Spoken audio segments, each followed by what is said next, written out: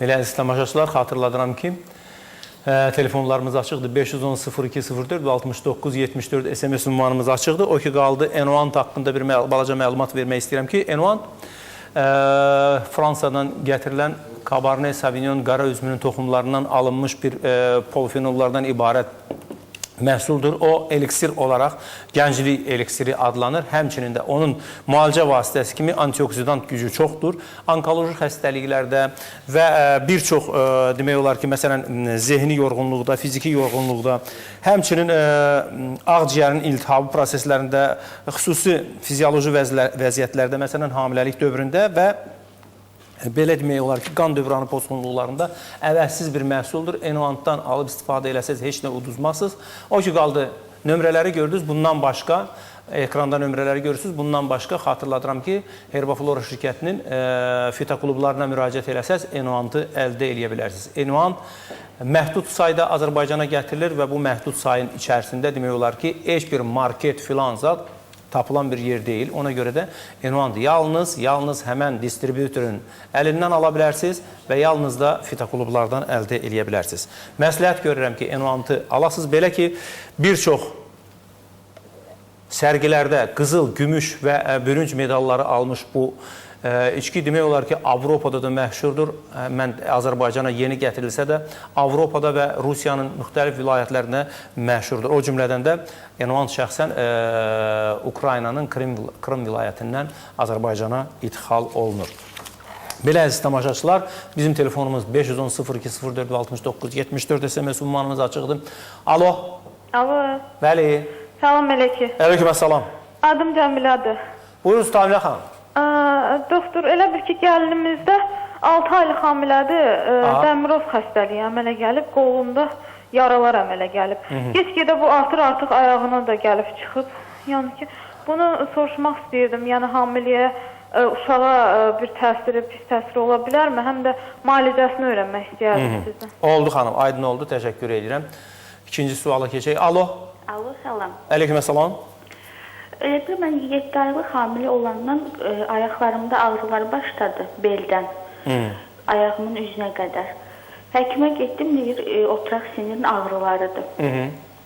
Bir dərman yazdı, ağrı keçdi, amma yenə də yeriməyim çətinləşir də. Hamiləlik başa çatıb, yenə də ağrılarım qalxıb, yeriməyim də günü-gündən çətinləşir. Siz hamiləlikdən qabaq fəqərə arası disklərdə hər hansı bir yırtıq filan zad belə bir şey yoxlatdırmamışdınız? Yox, yoxlatdırmamışam, amma özümün revmatizmam var. Aha. Sualınız var, Elnur doktor. Aydın oldu, təşəkkür edirəm, çox sağ olun. Elnur doktor, buyursun. Birinci sualı cavablandırardım.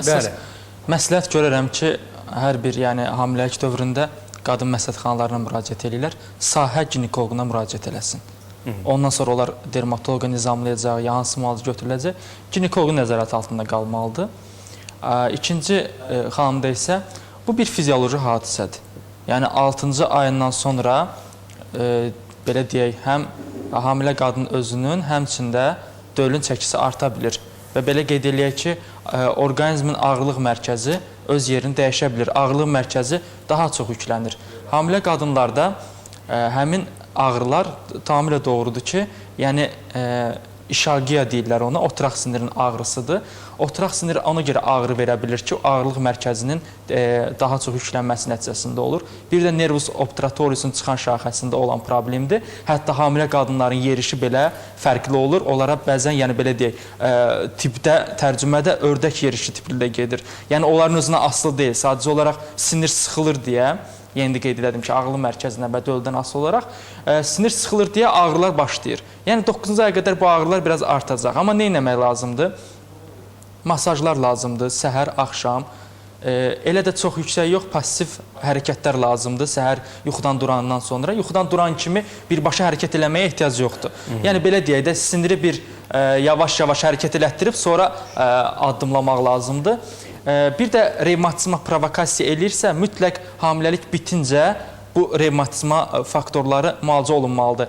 Və yaxud da hal-hazırda revmatik faktor yüksəkdirsə, o döl üçün çətin bir haldır. Biz həmişə deyirik ki, əgər anada revmatizma varsa, uşaq ürək qüsurundan doğulma riski 90%-dir. Yəni həmin o streptokoklar varsa olacaq. Yəqin ki, sahə ginekoloqu bu şeyləri deyib, amma belini, yəni masaj eləmək üçün belə qeyd edilir, bir çox xax təbabətli vasitələri var.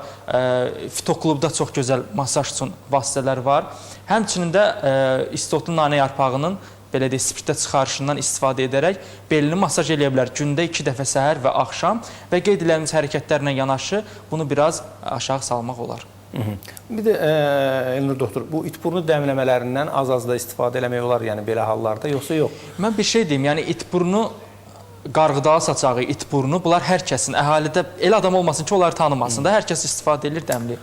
Hamiləlik dövrünün ilk 3 ayında çox gözəl təsir edir, lazımdır. Amma 6-cı aydan 9-cu aya qədər belə deyək də dölə lazım olan amnion maye var. Amnion mayının azalmasına oligohidroamnioz deyirlər. Amnion mayının artmasına polihidroamnioz deyirlər. Polihidroamniozda yaradan başqa səbəblər var, oligonun da və bunların ikisi də uşağın erkən və yaxud da ki, gecikmiş doğumdan asılı olaraq azalıb arta bilər. Bu maye dölə lazımdır. Bu maye həmişə təmizlənilir, həmişə lazımdır. İtburunun belə deyək, çox sidik qovucu təsirini nəzərə alsaq, mayını azalda bilər. Mayının azalması da nisbətən döl üçün, yəni 9-cu ayına qədər biraz narahatsızdır. Yenə də sizlə tam razıyam. Yəni, əgər belə deyək, normal halda gündə 2 dəfə dəmliyib içirdinsə, gündə 1 dəfə içə bilərsən, amma hər gün 10 gün dalbadal içmək məsləhət deyil. Təşəkkür edirəm, çox sağ olun. İlham müəllim, gəldik, çıxdıq yenə də bala, çünki bütün hallarda bal müalicə vasitəsidir. Bütün hallarda bal əks göstəriş deyil, yalnız müəyyən əks göstərişləri var. Onu da biz dəfələrlə efirdə deyirik. Bax, belə hallarda nə etmək olar? Balla bağlı, Fikrət müəllim, balı çox insanlar mövsümi qidalar siyahısına salırlar, amma ki, çox səhv edirlər. Bal mövsümi qida sayıla bilməz. İlin 12 ayında, ilin 4 fəslində baldan istifadə etmək yararlıdır, insanlar qarşısında çox faydalıdır. Əgər qış aylarında biz onu soyuqda yemələrdə, qriplərdə və yaxud da ki, digər vasitələr üçün istifadə ediriksə, yaz aylarında vitamin çatışmazlığı dövründə balı qəbul etmək daha faydalıdır. Bundan ötəri belə bir hal hərdən rast gəlinir ki, insanlarda allergik xüsusiyyətlər olan insanlarda bala qarşı allergiya özünü göstərir. Belə hallarda çalışmaq lazımdır monoflor tərkibidir. Yəni, bir neçə bitkinin yox, bir və ya uzaqbaşı 2 bitkinin flor tərkibi olan balları istifadə eləsələr daha yaxşı təsir edir. Allergik xüsusiyyətlər özünü göstərir. Bunların siyahısında şabalıd ağacının çiçəklərindən yığılmış bal allergiya vermir. Allergik xüsusiyyəti olan insanlar bu balı istifadə etməklə allergiyadan uzaqlaşa bilərlər. Burada bir şey soruşum da. Məsələn, insanlar nədən bilsin ki, bu arı tutaq ki, bir çiçəkdən qidalanıb, digər balda isə digər çiçəkdən. Bunu nədən bilə bilərlər? Yəni, bunu... Ballarda özünə məxsus, belə deyək, dadı var balların. Məsəl üçün, arıçılar bunu yaxşı bilir ki... Bax, mən buna da gəlmək istəyirəm. Arıçılar bunu çox gözəl bilir ki, alan adam nə bilir? Şabalıd çiçəklərinin nektarından yığılmış bal, əsasən bizim Qəbələ zonasındadır. Yəni ki, kim desə ki, Qubada şabalıd bal var, bu bir gülünc olacaq. Yəni, Qubada alma balı ola bilər. Digər, Quba zonasında, yəni ümumiyyətlə dağ zonasında alınan nektardan əmələ gələn bal əsasən ürək xəstəliklərinə. Çünki onların flora tərkibi çox zəngindir, həmin ballar allergiya verə bilir. Bir neçə. Məsləhət olardı ki, dağ ballarını ürək xəstəlikləri istifadə eləsinlər. Özləri də belə bir resept deyim, bir stəkan kök şirəsi, bir stəkan qıtıq otu deyilən bitki var, onun şirəsi, çuğundurun şirəsində əlavə olmaq var. Limon və bir stəkan balıq qarışdırıb içəndə ürək zəifləmələrində, ürəyin ritminin bərpası zamanı çox gözəl fayda verir. Bunu ürək xəstəlikləri istifadə eləsələr, effektini hiss edirlər. Demək, hərəsindən bir stəkan götürülür, qarışdırılır. Qıtıq otudur. Bəli, qıtıq otudur, kök şirəsidir, çuğundur şirəsidir, baldır və limon. Bu 4 tərkibi qarışdırandan sonra, yəni gündə 3 dəfə, 4 dəfə yeməkdən əvvəl istifadə eləsinlər, həm qan dövranını yaxşılaşdırır, həm ürək ritmini bərpa edir, həm də ürək əzələlərin zəifliyində çox yaxşı təsir göstərir. Çox sağ olun, təşəkkür edirəm. Alo. Alo. Alo. Bəli. Alo. Bəli, niyə danışmırsınız? Biz alo deməkdən yorulduq ki. Buyuruz. Mən 29 yaşım var, adım Aydədir. Artritdən əziyyət çəkirəm. Nədən? Artrit, revmatoid artritdən. Revmatoidli artritdən. Aha, 5 ildir əziyyət çəkirəm. Və müalicə olunmusunuz? Olunuram, müalicə götürürəm. Dərman müalicəsi götürürsünüz. Fizioterapiyalar filanlar. İndi öyrənmək istəyirəm ki, Helba floralarında elə bir təbii bitki olarmı ki, və müalicə köməklik göstərsin. Aha, oldu. Bir də ki, öyrənmək istəyirəm ki, bu xəstəlik qutarandır mı, qutaran deyilmi? Çox sağ olun. Qutaran deyil. Hə, çox gözəl bir sualdır. Mən istəyərdim bu suala bir Elnur doktor kiçik münasibət bildirim. Demək, xəstəliklər hamısı qutarandır və xəstəliklər hamısı qutaran deyil. Niyə görə bunu belə deyirəm? O insanlar ki, sağalmaq istəmirlər, onlar heç bir vaxt sağalmırlar. Onlara belə patoloji xəstə deyirlər. Ömrü boyu bu insanlar xəstədir, ömrü boyu zarıyırlar, ömrü boyu heç bir dərmanı və yaxud da ki, müalicəni tam axıra çatdırmırlar və istəmirlər çatdırmaq.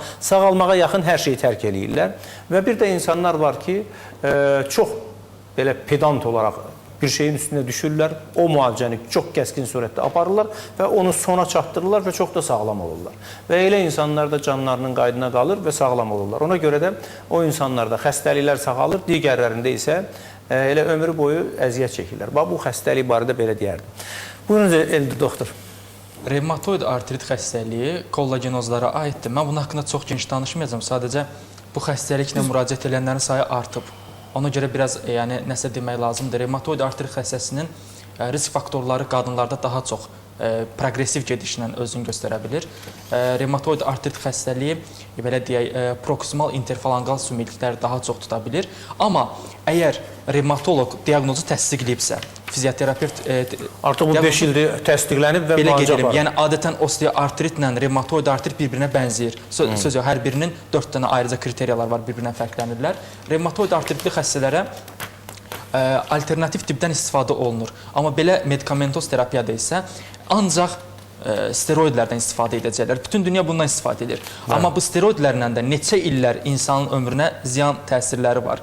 Yəni belə qeyd eləyək ki, revmatoid artritin alovlanma dövrü var. Bu alovlanma dövründə qarşısını almaq lazımdır. Onlar da təxmini revmatizmli xəstələr kimi mövsümi olaraq özlərində bu alovlanmanı hiss edə bilirlər. Revmatoid artrit ən çox ziyan verəcəyi orqanlardan biri böyrəkdir. Revmatoid artrit risk faktorudur Şegren xəstəliyinə. Şegren nədir? Ağız quruyur, göz quruyur, ona Şegren sindromu deyirlər. Revmatoid artrit xəstəliyi bir çox xəstəliklərə gətirib çıxarda bilir və revmatoid artritin özü də bir çox immunoloji xəstəliklər zamanı yarana bilir. Təsəvvür edin ki, biz bir dəfə immunitet haqqında danışdıq. Orqanizmin immuniteti belə qeyd eləsin, yəni hər kəs belə başa düşsün ki, o özünü normal apara bilmir. Orqanizmin immuniteti belədir ki, o hər zaman yuxarıdakılarda verilən cavaba qane olmur. Ona görə revmatoid artritdə özümüzün immunoglobulin J-imiz özümüzün immunoglobulin M-nə qarşı anticism yaradır. Bax, revmatoid artrit xəstəliyinin əsas səbəbi bunda gəlib dayana bilir. Daxili antagonizm var. Bəli, öz arasında bir daxili çəkişmədir. Revmatoid artrit xəstəliyi zamanında biz bu çəkişmənin arasını kəsə bilmərik axı, mümkün deyil. Bu zaman mənim özümün bu tipli xəstələrim var. Yəni istifadə edirlər nədən? Tiartroz çayına istifadə edirlər. Çünki ən çox ağrı hardan başlayır? Yəni oynaq sistemindən başlayır. Sonra bal və propolis tərkibli bitki tozlarından ibarət fitoklubda var. Həmin o məlhəm şəklində hazırlayırlar. Ən çox diz nahiyələrində o ağrı olur. Özdə asimetrik şəkildə olanda həmin diz nahiyəsinə bağlanılır və istifadə olunur. Revmatoid artritli xəstələrdə 2 dənə məşhur sindrom var. Biri Kaplandır, biri Felti sindromudur. Bunları mən geniş danışmayacağım. Sadəcə onlar bir çox orqanlarla yanaşı tutur. Ona görə onları qorumaqdan ötürü mən istənilən revmatoid artrit xəstəliyinə deyirəm ki, uzun ömür yaşaya biləcəksən, uzun ömür davam eləyə bilirsən, fizioterapevtik məşqlərlə yanaşı. Amma ki, get bir dəfə qaraciyərini yoxlatdır. Çünki bu verilən 5 illik steroidlər qaraciyəri fibrozlaşdırıb. Buna mən 90% əminəm. Bir də böyrəyi həmişə nəzarətdə saxla. Xəstələr o qədər arıqlayır ki, böyrək nefroptoz olur. Ona görə ki, yəni çəkinmədən, eləmədən həmişə özlərini normal qaydada saxlamaqla, ona görə də dazotu verirlər. Yəni Türkiyədə daha çox istifadə olunur ki, bu dazotudan revmatoid artrit xəstələr biraz özlərində inam, etibar arta bilsin. Revmatoid artrit xəstələr heç ilə qorxmasınlar, öz daxili çəkişmələri öz daxili çəkilməsinə qalsın. Bu da xəstəliyə qarşı öz çəkişməsini davam etdirsin. Çox sağ olun, təşəkkür edirəm. İlham müəllim, Sizin orada mən çiçək tozu görürəm, vəramum görürəm, bir neçə orada mazlar görürəm. İstəyirəm bir balaca məlumat verəsiniz də bunlar haqqında da zəhmət Biz olmasa. baldan danışırıq, amma demək olar balla paralel olaraq arı məhsulları arasında ən faydalı hesab olunan məhsullardan biri. Yəni bunun Azərbaycanda adı vəramum gedir, propolis kimi tanınır. Propolis 40-dan artıq terapevt xəstəliklərdə istifadə olunur. Dəri xəstəliklərində əlaqsız çox fayda verir. Bundan hazırlanan mazlar var. Bayaq xanım da zəngində mən eşitdim, dərlə problemlər var. 100% onun müayinəsi olunduqdan sonra ola bilsin biz ona kömək edə bilərik və propolis tərkibli mazlarla biz onun ləkələrinin qarşısını almağa imkan var. Təşəkkür edirəm. Biz bu arada reklamlara ayrılaq. Reklamlardan sonra bu söhbəti davam elətdirək. Belə ki, propolisdə qaldıq. Reklamlara ayrılıq əziz tamaşaçılar.